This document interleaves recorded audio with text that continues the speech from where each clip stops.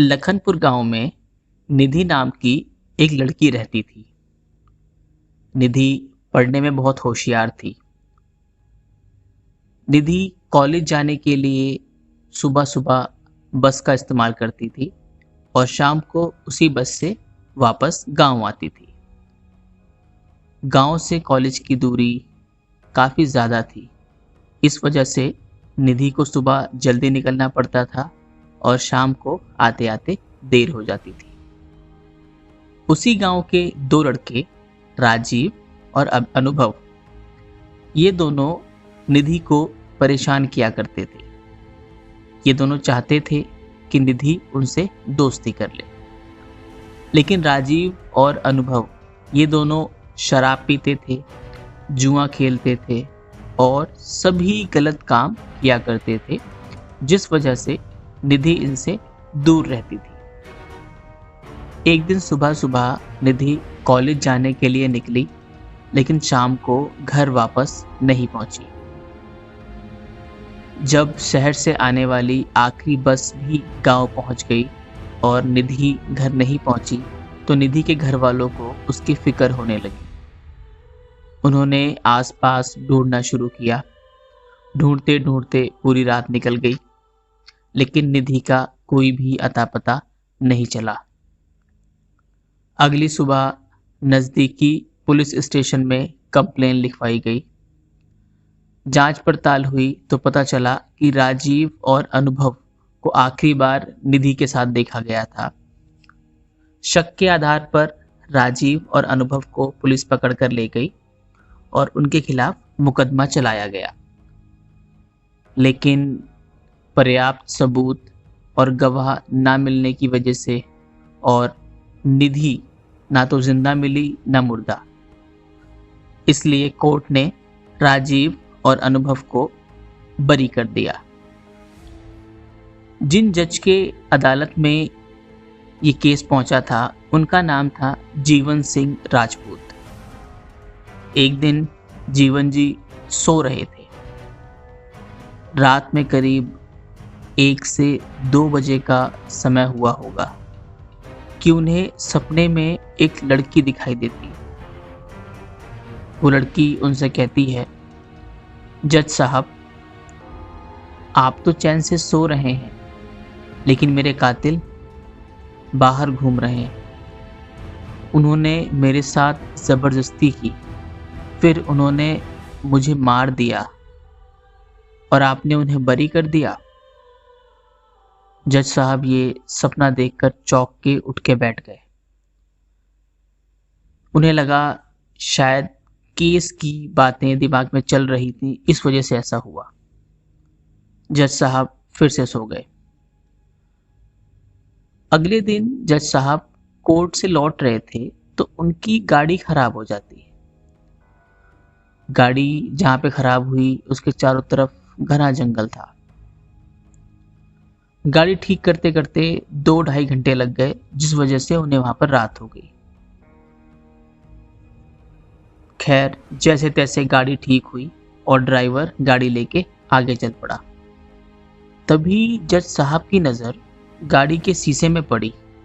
उन्होंने देखा कि वही लड़की की आत्मा जो उन्होंने कल रात सपने में देखी थी, वो उन्हें उनकी गाड़ी के शीशे में दिखाई दे रही है।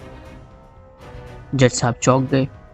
उन्होंने पीछे मुड़ के देखा तो पीछे कुछ भी नहीं, और उसके बाद दोबारा से शीशे में वो लड़की नहीं दिखाई दी। जज साहब घर पहुंचे और खाना खाने के बाद आराम करने चले गए।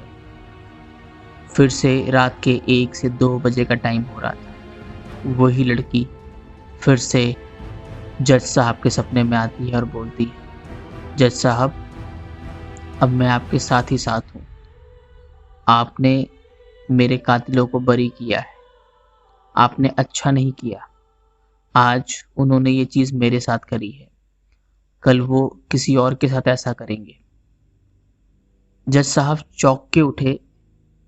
उठने के बाद उन्होंने हाथ मुंह धोया और वापस अपने कमरे में आए तो देखते हैं कि वही लड़की उनके बिस्तर पे बैठी हुई है। ये देखकर जज साहब को पसीना आ गया। वो लड़की बोली, जज साहब आप घबराएं नहीं, यहाँ मैं आपको नुकसान पहुंचाने नहीं आई हूँ। मुझे इंसाफ चाहिए, मैं इसलिए आई हूँ। निधि की ऐसी बातें सुनकर जज साहब को थोड़ी सी हिम्मत हुई। जज साहब ने कहा, क्या नाम है आपका? लड़की ने कहा, मेरा नाम निधि है। जज साहब ने कहा, निधि आप मुझे सारी बात बताओ, क्या हुआ था? निधि ने जज साहब को सारी घटना बता दी।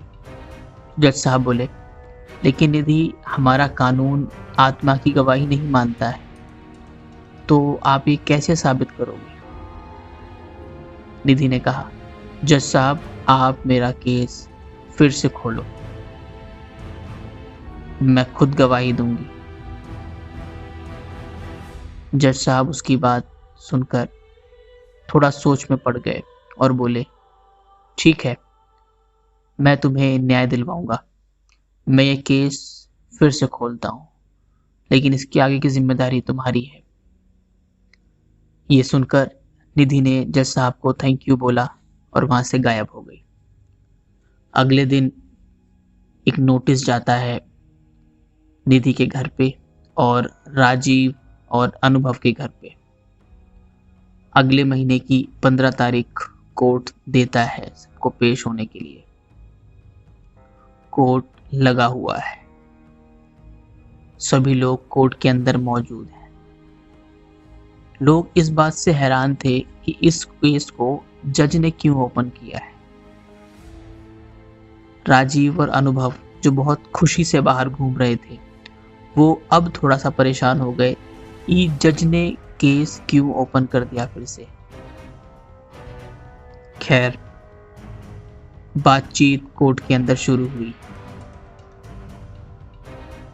अनुभव और राजीव का वकील जज साहब से पूछता है, माय लॉर्ड, जब एक बार आपने इस केस का फैसला कर दिया था कि कोई गवाह नहीं है, सबूत नहीं है, ना तो वो लड़की मिली है और ना ही उसकी डेड बॉडी, तो फिर ये दोबारा ओपन करने का क्या मतलब बनता है? हो सकता है वो लड़की है, जवान थी, अपने किसी यार के साथ भाग गई हो। जज ने कहा, नहीं, ऐसा बिल्कुल नहीं है। उस लड़की का कत्ल हुआ है और इसीलिए ये केस दोबारा से ओपन हुआ है। कत्ल की बात सुनकर राजीव और अनुभव दोनों को पसीने आ गए। राजीव और अनुभव का वकील फिर बोला, तो जज साहब कोई गवाह, कोई सबूत तो होगा? तो जज साहब ने एक बात बोली, प्रकृति के नियम ऐसे हैं कि वो किसी भी छुपी हुई परत को जब चाहे तब निकाल के बाहर ला दे।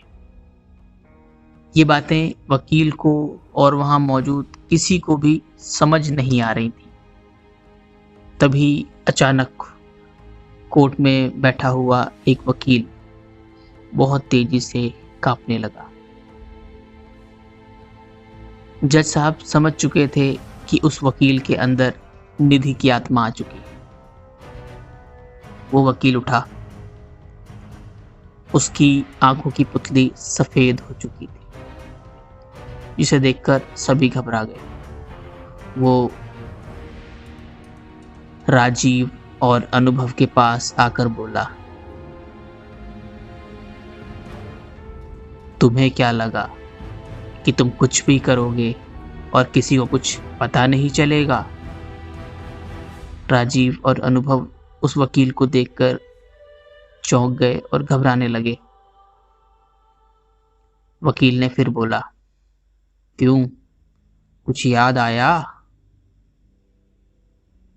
राजीव का वकील बोला, माय लॉर्ड, मेरे दोस्त मेरे मुवक्किल को डराने की कोशिश कर रहे हैं।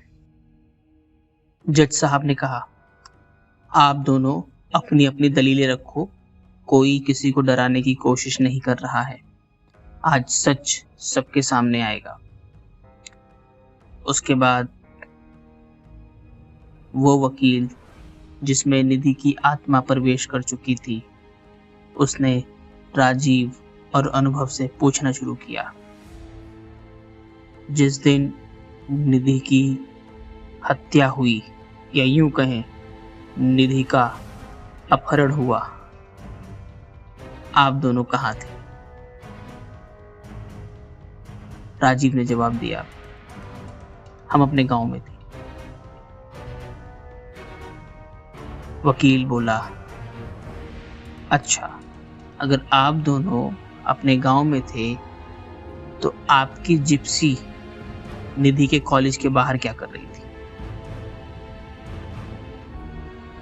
राजीव बोला, नहीं जज साहब, हम तो कहीं गए ही नहीं, हम तो अपने गांव में थे। वकील बोला, जज साहब, कुछ फुटेज आपके सामने रखी हुई है। ये फुटेज कॉलेज के सीसीटीवी कैमरे की है। इनके गाड़ी का नंबर मैच कर लीजिए। ये दोनों वही थे। ये सुनकर राजीव और अनुभव चौंक गए। जज साहब ने फोटो में देखी तो वो फोटो वाकई राजीव और अनुभव की जीप की थी। राजीव बोला, हाँ हाँ हाँ, मुझे याद आया जज साहब, हमें थोड़ा सा काम था, हम इसलिए गए थे। फिर वकील ने पूछा, क्या काम था आपको? राजीव बोला, हमें कुछ सामान लेना था। क्या सामान लेना था आपको? राजीव बोला, नहीं इतना मुझे याद नहीं है, लेकिन हाँ, हमें घर का कुछ सामान लेना था, इसलिए हम शहर गए हुए थे। वकील बोला, लेकिन कॉलेज के आसपास तो घर के सामान का कुछ भी नहीं मिलता, वहां तो सिर्फ स्टेशनरी और किताबों की दुकानें हैं। आप दोनों की गाड़ी वहां क्या कर रही थी? राजीव और अनुभव अब घबराने लगे थे। उन्हें लगा शायद अब उनका सच सामने आने वाला है। लेकिन फिर भी राजीव ने हिम्मत करके बोला, आपको इससे क्या मतलब? हमारे घर का काम है, क्या हमें कॉपी किताबें नहीं चाहिए होती हैं? हम वो लेने गए थे। उसके बाद अनुभव बोला, जज साहब, जब निधि का कुछ पता ही नहीं है, हम कह रहे हैं ना कि वो किसी लड़के के साथ चली गई होगी। हमने उसे कई बार देखा है लड़कों के साथ, हो सकता है उनमें से किसी एक के साथ भाग गई हो। तभी वकील के अंदर मौजूद निधि की आत्मा बोली, नहीं, तुम दोनों ने मुझे मार दिया, तुम दोनों ने मेरे साथ जबरदस्ती की, मुझे रोड पे घसीटा, एक रॉड से मेरी गर्दन पे मारा, मेरी गर्दन टूट गई, मेरी कमर पे मारा, मेरी कमर की हड्डी टूट गई, गर्दन की हड्डी टूटने की वजह से मेरी मौत हुई, और अब तुम मेरे ऊपर इल्जाम लगा रहे हो कि मैं किसी के साथ भाग गई। इस तरह की वकील की बातें सुनकर पूरा कोर्ट हैरान हो चुका था। राजेश, जो कि वहां पर बैठा हुआ एक पत्रकार था, वो ये सारी बातें देख रहा था और खड़े होकर बोला, जज साहब, ये हो क्या रहा है कोर्ट में? कुछ समझ नहीं आ रहा। जज साहब ने इशारा किया और राजेश बैठ गया। राजीव और अनुभव अपनी वो करतूत जो उन्होंने की थी अकेले में, उसे वकील के मुंह से सुन के चौंक गए। राजीव बोला, ये कैसी बातें कर रहे हैं वकील साहब आप? हम अच्छे घर के लड़के हैं, हम ये सब नहीं करते, आप हमारे पर इल्जाम क्यों लगा रहे हैं? वकील के शरीर में मौजूद निधि की आत्मा बोली, राजीव, मैं निधि हूं, वकील नहीं। अब राजीव को पसीने आने लगे थे। वकील जज की तरफ मुड़ा, या यूं कहें निधि जज की तरफ मुड़ी और बोली, जज साहब, मेरी डेड बॉडी कहाँ है? मुझे पता है। उसके बाद निधि की आत्मा वकील के शरीर से निकलकर वहां मौजूद एक इंस्पेक्टर के शरीर में घुसती है और साथ में 4 कांस्टेबल लेके उस जगह जाती है जहां पर उसको इन लोगों ने दफनाया था। लाश सड़ चुकी थी, कीड़े पड़ चुके थे उसमें। उस लाश को निकालकर पोस्टमार्टम के लिए भेज दिया जाता है। पोस्टमार्टम में वही सारी चीजें आती हैं जो निधि की आत्मा ने कोर्ट में बताई। निधि की गर्दन की हड्डी टूटी हुई थी, निधि के कमर की हड्डी टूटी हुई थी और उसके पोस्टमार्टम से ये साबित हो चुका था कि निधि के साथ जबरदस्ती की गई थी। अगले दिन कोर्ट फिर लगता है। सभी लोग वहां मौजूद होते हैं इस अजब से केस और आत्मा की गवाही को देखने के लिए। लेकिन इस बार आत्मा वकील के शरीर में नहीं, खुद राजीव के शरीर में घुस जाती है। निधि अनुभव की तरफ देखते हुए, अनुभव, जो सच है वो बता दो, वरना तुम्हें भी मैं अपनी दुनिया में साथ ले जाऊंगी। अनुभव थोड़ा सा डरपोक किस्म का लड़का था। उसने तोते की तरह सब बताना शुरू कर दिया। जज साहब हमें माफ कर दीजिए, ये गलती हमसे हुई है। राजीव और मैंने मिलकर निधि को मारा है। हम दोनों निधि के पीछे पड़े हुए थे। हमने निधि से कई बार कहा कि हमसे दोस्ती कर लो, मगर ये हर बार मना कर देती थी। एक दिन हमने शराब पी रखी थी। शराब के नशे में हमने अपनी जीप उठाई और निधि के पीछे पीछे उसके कॉलेज पहुंच गए। जैसे ही निधि शाम को कॉलेज से बाहर निकली, हमने उसको सुनसान रास्ते से उठा लिया और जंगल में ले जाकर इसके साथ जबरदस्ती की और इसको हमने बोला, अगर तूने किसी को कुछ बताया तो हम तुझे जान से मार देंगे। मगर निधि ने कहा, नहीं, मैं मुखिया जी को बताऊंगी, मैं गांव की पंचायत को बताऊंगी। तो जैसा हमें मजबूरी में इसे मारना पड़ा। हमने पहले इसकी कमर पे मारा, बाद में इसके गर्दन पे, और जब ये मर गई तो इसकी लाश को हमने वहीं दफना दिया था। इतना सुनकर जज साहब सारी बात समझ गए। निधि की आत्मा अब राजीव के शरीर से निकलकर अनुभव के शरीर में घुस जाती है और वही बात बोलती है, राजीव, जो सच था वो बताओ, नहीं तो मैं तुम्हें अपने साथ अपनी दुनिया में ले जाऊंगी।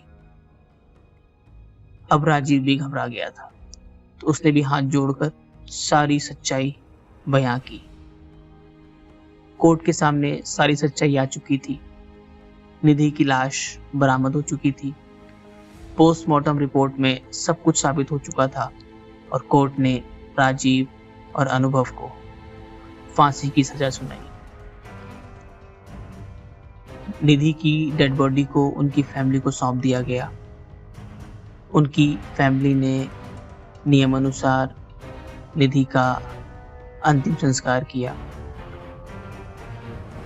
जज साहब इस बात से खुश थे कि उनके हाथ से जो गलत फैसला हुआ था वो सही फैसले में तब्दील हो गया। रात में जब वो सोने जा रहे थे तो उन्होंने मन ही मन निधि को याद किया और निधि वहां पहुंच गई। निधि ने जज साहब को थैंक यू बोला और जज साहब ने भी निधि से माफी मांगी कि आइंदा अगर ऐसी कोई घटना होती है तो बिना उसकी जांच पड़ताल कराए बिना वो उस केस को क्लोज नहीं करेंगे। निधि की आत्मा वहां से लुप्त हो गई।